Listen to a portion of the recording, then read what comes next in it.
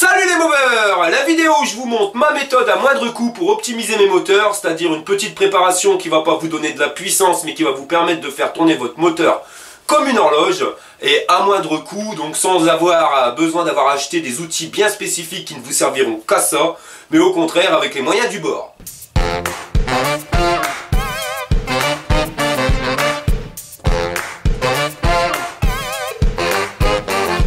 Alors pourquoi optimisation et pas préparation? Tout simplement parce qu'une préparation, vous allez retirer de la matière. Pour vraiment simplifier le système, on va dire que vous allez élargir les conduits. Donc si vous élargissez les conduits, vous allez remplir plus vite votre moteur et plus vite vous allez le vider. Donc automatiquement, votre moteur va aller plus vite. Le but de ce tuto n'étant pas forcément d'aller plus vite, mais surtout de permettre à votre moteur de respirer. Donc on va faire une optimisation, c'est-à-dire qu'on va rendre le cylindre piston comme on aimerait bien l'avoir quand on l'achète. C'est-à-dire qu'on va traiter dans ce tuto uniquement le cylindre piston et rien d'autre. On ne va pas parler d'alignement de bas moteur ou quoi que ce soit. Tout ça on le verra par la suite dans un autre tuto qui arrivera plus tard. Mais pour le moment on va vraiment se consacrer sur le cylindre piston. Donc à savoir que pour la préparation d'un cylindre piston, il y aura à peu près plusieurs choses à faire. Donc là on va commencer sur la partie échappement. C'est-à-dire qu'il va y avoir deux sortes de préparation. Vous allez avoir un polissage. Donc vous allez devoir polir directement les conduits, qui soit le conduit d'échappement ici, ou directement pour les lumières, donc l'arrivée d'essence. Ça doit être poli. Mais il y a deux sortes de polissage. C'est-à-dire que vous avez le polissage miroir, où on va se voir à l'intérieur. Donc ça, c'est vraiment, il faut que ça soit super lisse. Je vous ferai voir quand ça sera fini. Et après, vous avez un polissage qui va être léger. Il est vraiment important de ne pas tout polir miroir malgré ce qu'on peut penser sur internet. Pourquoi? Parce que sinon vous allez avoir des effets de rebond. Qu'est-ce que c'est qu'un effet de rebond? C'est-à-dire que si votre métal est trop lisse, malheureusement les gaz d'échappement, on aurait tendance à passer que plus c'est lisse, plus ça va passer vite. Non, parce que comme ça va être trop lisse, ils vont avoir tendance à rebondir à gauche et à droite de votre dans les conduits, vous voyez. Ça va zigzaguer, ça va rebondir et c'est pas forcément le top. Le mieux, c'est d'avoir une surface lisse mais pas miroir. Pourquoi lisse mais pas miroir? Parce que si vous l'avez lisse et pas miroir, vous allez avoir à l'intérieur toujours les petites bosselettes. Ces petites bosselettes, il faut savoir que votre mélange, excusez-moi, gaz d'échappement, non pas gaz d'échappement, mais on va dire gaz air plus essence, donc votre mélange aura tendance à coller légèrement sur cette petite imperfection de surface. C'est-à-dire que ça va vous laisser une couche et qui va vous permettre, donc lorsque on aura besoin de remplir et qu'il y aura besoin de faire passer assez rapidement le mélange, le mélange va glisser sur cette couche, vous voyez. Chose que si vous polissez votre transfert, il va rebondir. Donc il ira beaucoup plus vite en étant poli, mais toujours pas granulé, mais on va dire pas miroir, que miroir. Donc, on va polir légèrement, on va appeler ça légèrement, mais même s'il y a quand même du boulot, on va polir tout ce qui va être transfert. Par contre, on va mettre au niveau miroir, on va mettre l'échappement. Pourquoi l'échappement? Tout simplement parce que l'échappement, ce qui sort, c'est les gaz brûlés. Donc, les gaz brûlés, on va pas avoir ce système de mélange air-essence qui va coller sur la paroi. Pourquoi? Parce qu'elle aura brûlé. Ça sera des gaz calcinés et il n'y a rien qui va coller à part la calamine. Donc justement, l'effet de l'avoir miroir bien lisse va permettre, de retarder le passage de la calamine, mais aussi d'aller beaucoup plus vite pour aller remplir le pot d'échappement, donc pour vider votre cylindre. Ce qu'on va polir aussi au niveau miroir, ça va être le piston. Vous voyez là le piston il est triste, donc on va vraiment le polir de telle manière à ce qu'on se voit dedans. Pourquoi? Parce que ça va permettre d'éviter le dépôt de la calamine, donc qui va garder notre piston propre beaucoup plus longtemps. Et lui ne sera pas soumis à ce système d'effet rebond avec le passage des gaz, parce que tout simplement il va les comprimer. Donc lui vous pouvez le polir miroir, et au niveau de la sortie d'échappement vous pouvez le polir miroir. Sinon pour le reste, on va le polir classique, mais pas plus. Donc cette préparation est faite sur un moteur, donc sur un cylindre piston de 103 SPX, mais c'est valable pour tout, même pour une tondeuse. Tout le principe est le même partout. L'échappement doit être miroir, les transferts doivent être polis. Donc pour les polir, on m'a dit tu vas sortir ton Dremel. Non, pas forcément. Le Dremel, moi je vais m'en sortir quand je veux élargir les lumières qui sont à l'intérieur. Vous voyez, quand je veux agrandir le trou, Donc là, il faut vraiment enlever de la matière, donc je vais me servir du Dremel. Mais mettre des coups de Dremel dans un cylindre piston, attention, c'est pas anodin. Hein. C'est-à-dire qu'il faut savoir vraiment ce que vous allez faire, parce que vous aurez vite fait de fusiller le cylindre piston en sachant que celui-ci est neuf. Donc là, non, pour le polir, on va le faire directement avec du papier ponce. Donc le papier ponce d'Action, hein, pourquoi payer plus cher? Ouais, donc j'ai du 120, 180, 240 et 400. 120, ça va être gros quand même. On va attaquer directement en 180. Donc on va éviter d'y aller avec son doigt. Voilà, je vais pas prendre le papier ponce et le poncer avec mon doigt parce que j'arriverai jamais à passer partout. J'arriverai jamais à avoir une surface de ponçage homogène. Par contre, je vais arriver avec une petite astuce à 2 balles. Donc pour pouvoir bien polir à l'intérieur sans être trop embêté, donc moi j'ai pris une baguette. Donc vraiment une baguette rigide, vous voyez, elle est vraiment bien rigide, elle n'est pas souple du tout. Au bout, j'ai mis du double face. Bon, je l'ai assez fine, j'aurais eu un petit peu plus fine, ça aurait été mieux, mais enfin, il faut quand même que ça reste rigide. Et on va attaquer avec du 180. Donc à savoir que pour l'avoir effet poli, on va devoir finir au 2000, donc on y va progressivement, 180, on va attaquer après le 240 et le 400. Le principal, c'est vraiment d'enlever les défauts de surface en premier avec le 180, que toutes les bossettes qui sont à l'intérieur soient retirées. Bon là je vais zoomer, j'ai déjà bien commencé à entamer. De toute façon on voit bien. Vous voyez, bon on va continuer, histoire d'avoir jusqu'au bout. Donc comment on fait pour pas trop s'embêter? Donc cette petite baguette où j'ai mis mon double face, et je vais venir ici tout simplement positionner ma languette de papier ponce. Donc le 180 pour commencer. Toujours laisser dépasser un petit peu, ça fait que si vous allez taper en butée, bah vous n'irez pas mettre un coup de bâton mais directement un coup de papier ponce, en sachant que il va vraiment pas falloir taper au bout sur un cylindre piston, sinon vous allez arriver dans la chemise et là c'est jamais bon. Donc vous enroulez votre papier ponce, vous avez un rouleau de papier ponce comme celui-ci qui va vous permettre de poncer. Mais attention, avant de poncer, petite astuce à 2 balles, encore une fois. Vous allez venir mettre, parce que l'intérieur, vous voyez, les lumières, il est hors de question de venir attaquer ici dans la chemise. Hein. Si vous mettez un coup, c'est pas bon, ça va mettre des bavures et là vous allez défoncer votre cylindre piston. Donc ce que je vous conseille, eh ben, c'est d'y mettre votre doigt. Vous allez venir mettre votre doigt et vous allez appuyer assez fort, de telle manière à ce que votre doigt rentre à l'intérieur, mais se mette en butée pour le papier ponce. Vous allez venir poncer, donc vous allez venir avec votre petite baguette, et automatiquement vous allez venir taper dans votre doigt. Si vous tapez dans votre doigt, vous ne pouvez pas sortir du cylindre piston. Comme on ne le fait pas au Dremel, ça ne va pas nous arracher le doigt, on peut le faire. Donc l'avantage que vous avez avec cette petite baguette, je vais vous le montrer. Donc pour le ponçage, vous allez venir l'enrouler à fond. Donc pareil, je vous conseille de l'enrouler en escargot, vous voyez, de telle manière à ce que ça parte un peu comme ça. Parce que ça sera toujours le bout qui aura tendance à être usé. Donc ça évite d'user tous les bouts d'un coup. Donc on met le doigt à l'intérieur. Voilà, je ne vais pas le mettre tout de suite. Donc vous rentrez et après, vous voyez, vous déroulez tranquillement votre papier ponce. De telle manière à ce qu'il prenne la place dans le cylindre. Et après, vous n'avez plus qu'à poncer. Vous voyez, donc là, ça va permettre de faire les trous qui seront les plus larges. Et après, au fur et à mesure que vous allez poncer, votre papier ponce donc va s'user et vous allez venir le couper. Au fur et à mesure, il va devenir de plus en plus fin. Et plus il sera fin, plus vous pourrez aller directement ici, là, vous voyez, à l'intérieur, donc au venturi, et vous allez pouvoir accéder partout. Donc mettez bien votre doigt, franchement faites gaffe de surtout pas dépasser ici les lumières. Et donc on va faire le premier passage au 180, et après on va faire plusieurs passages successifs avec des grains qui seront de plus en plus fins. Alors lorsque vous allez arriver au bord, là, vous voyez, à l'intérieur donc de la chemise, pour éviter d'être embêté, voilà, et de faire une erreur, et surtout pour faire un petit peu d'économie, vous allez vous apercevoir qu'à chaque fois que vous allez couper donc les morceaux de papier ponce, vous n'usez que le bout, comme je vous l'ai dit tout à l'heure. Et ben, vous allez les garder, donc vous les gardez de côté, hein, vous les coupez au fur et à mesure, et ensuite vous allez pouvoir les réutiliser. Vous voyez, hop, on les coupe en deux, et j'ai à nouveau un papier ponce complet. Donc là, par contre, j'aurai une partie un tout petit peu plus petite.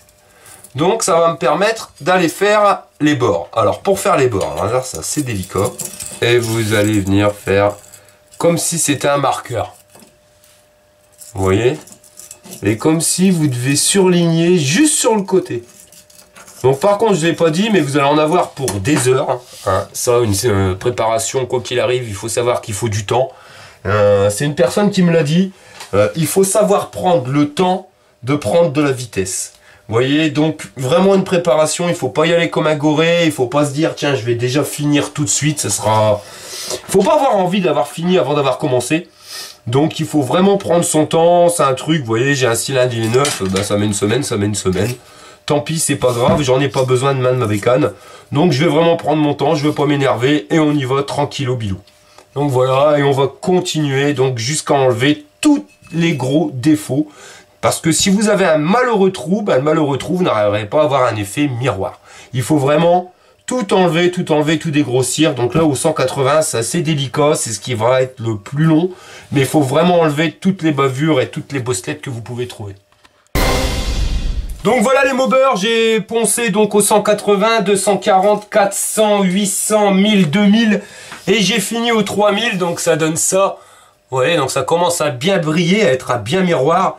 Mais c'est pas encore suffisant, donc là je vais l'attaquer, je vais le finir directement au Belgomalu. Donc vous avez plusieurs sortes, un Belgomalu, vous avez le dentifrice et maille diamant qui marche bien aussi. Donc je vais venir l'appliquer avec un coton-tige et je vais venir donc nettoyer directement l'intérieur pour le faire briller le plus possible. Après je vais bien le nettoyer hein, parce que ça va mettre du dépôt, ça c'est sûr. Mais bon voilà, donc là c'est pour le polissage. Je vous ai parlé tout à l'heure de la baguette.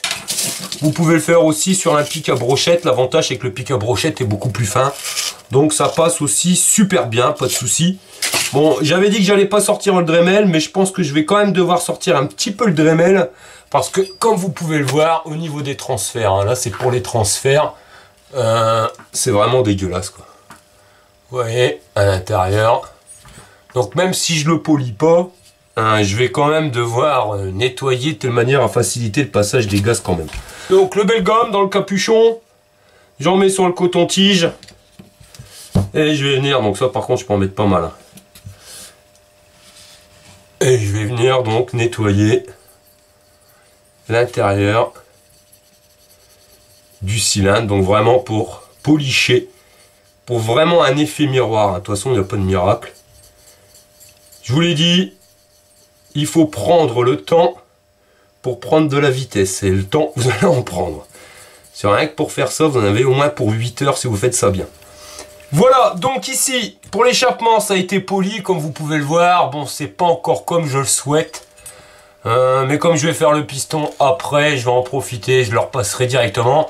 Ça ira un petit peu mieux. Bon, maintenant, on va s'occuper des transferts. Donc, comme je l'avais dit au début, on va pas faire l'élargissement des transferts. On va pas non plus regarder pour l'alignement. Vraiment, comme je vous l'ai dit, c'est une préparation qui va pas non plus transformer votre bécane en moteur de course, en fusée, mais qui va permettre, on va dire, à votre moteur de tourner comme il le doit, c'est-à-dire de bien tourner rond, nickel comme il faut. Donc, on va ici, pas polir, mais dégrossir directement les transferts. Je vous laisse regarder l'intérieur. Donc, c'est vraiment dégueulasse. Donc, pour ceci, je vais me servir du Dremel, alors avec précaution. Le Dremel, voilà, donc j'ai acheté directement pareil, hein, toujours Action, des mèches, on a pas mal de mèches, là c'est les embouts pour polir, mais là c'est un peu gros, on aura celui-ci qui pourra peut-être nous servir, et on aura tous des mèches en diamant, voilà, ici, qui vont nous permettre donc de bien pouvoir travailler directement à l'intérieur. Donc je précise, on n'élargit pas, mais on va enlever tout ce qui va être défaut de moulage à l'intérieur des transferts. Voilà, donc si vous voulez poncer à l'intérieur, eh ben vous pouvez poncer avec du papier ponce, une lime à ongles, avec ce que vous voulez. Vous pouvez même poncer avec votre doigt. Et oui, la ferraille peut se poncer avec le doigt. Bien sûr, vous allez prendre des années, mais vous allez y arriver. Prenez-le pour compte, quand vous êtes dans un parc d'attractions, la rambarde en bois dans la file d'attente, celle qui est toute lisse, je vous garantis, si elle est lisse, c'est à force de mettre votre main dessus, parce qu'elle n'a jamais été poncée quand ça a été fabriqué. Donc les petites astuces, vous pouvez prendre du papier ponce, vous prenez des cales en papier, des cales en carton, vous voyez. Là j'ai une petite cale fine C'est une espèce de plastique, c'est ce qu'on se sert en enseigne, mais vous prenez un carton d'emballage assez dur, ou les plastiques qu'il y a sur les emballages qui partent à la poubelle, ou même un bâton de glace, vous mangez la glace, vous gardez le bâton, il ne faut jamais rien jeter, et ça va passer. Vous voyez, pour le troisième transfert, ça va passer impeccable, parce que le troisième transfert est plus petit que les autres. Et bien, avec mon bâton de glace, là, je vais passer nickel. Donc, qu'est-ce que je fais? Double face, le papier ponce, et je vais venir, voilà. Et je vais venir poncer. Ah, c'est clair, je vais prendre le temps. Je vais mettre beaucoup plus de temps que si j'avais la mèche fine de chez Dremel. Mais ça va fonctionner aussi bien. Et l'avantage, c'est que quand vous le faites avec du papier ponce à plat, c'est que vous allez garder une surface plate. Le Dremel, si vous prenez une mèche qui est vraiment trop petite, ce que vous risquez de faire dans la ferraille, c'est de faire des à-coups. Et ça sera finalement pire que mieux. Donc voilà, donc vous pouvez utiliser ce petit système avec le plastique, donc plus ou moins gros, ça dépend dans quel sens vous voulez le faire passer. Vous pouvez le mettre aussi sur un tournevis si vous voulez avoir appuyé un petit peu plus fort, vous mettez directement sur votre tournevis, ce qui va vous permettre, vous voyez, de pouvoir poncer un petit peu plus fort. Donc des astuces, il y en a plein, vous pouvez avoir les astuces que vous voulez. Vous avez aussi le pic à brochette, vous allez venir, donc là si vous voulez une forme cylindrique, pour poncer un cylindre, un tel qui a une forme cylindrique, vous poncez directement. Si vous voulez poncer un carré, ben, il faut une forme qui sera beaucoup plus avec des arêtes. Donc voilà, tout est faisable au niveau des outils à utiliser pour la préparation moteur. Maintenant, suivant l'outil que vous allez utiliser, vous mettrez le temps imparti. Allez, encore une petite astuce à 2 balles. Donc quand vous voulez faire vos transferts, donc avec le tournevis, ça va super pour faire les côtés.